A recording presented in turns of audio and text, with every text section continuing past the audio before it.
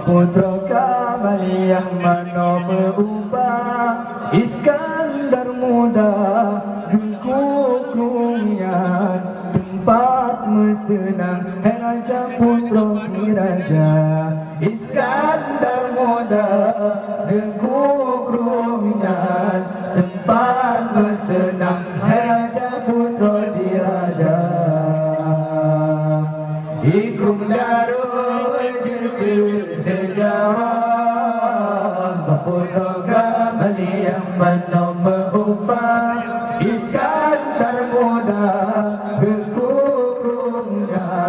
tempat bersenang Raja Putra Raja Iskandar muda berkurungnya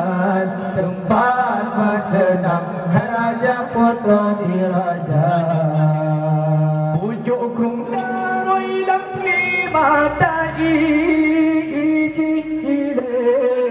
tengah bandar melika-lika putar lantaran putra pama alun-alun alam babineh melika raja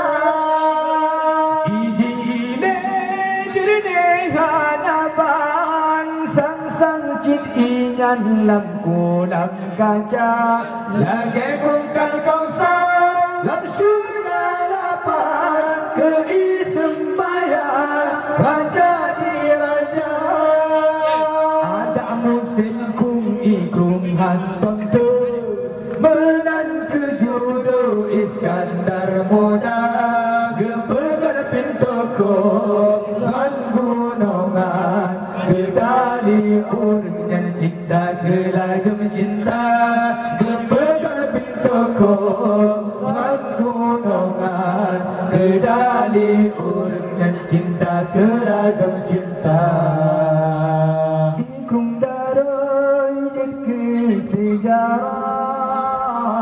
Putra Kamali yang mana berubah Iskandar muda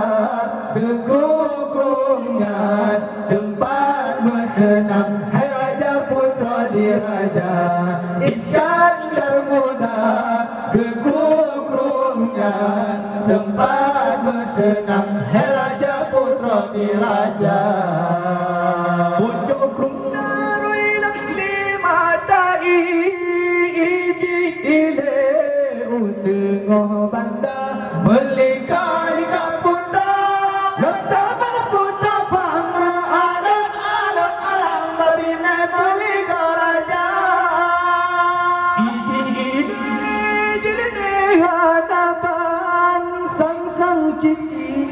lam kulang kaca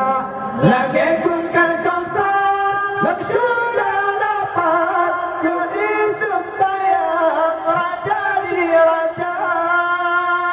ada musim kung ikrung hantam tu menan kejudo Iskandar muda gepegan pintu kongan gunungan kedali urang yang cinta gelagam cinta gepegan pintu kongan gunungan kedali urang yang cinta gelagam cinta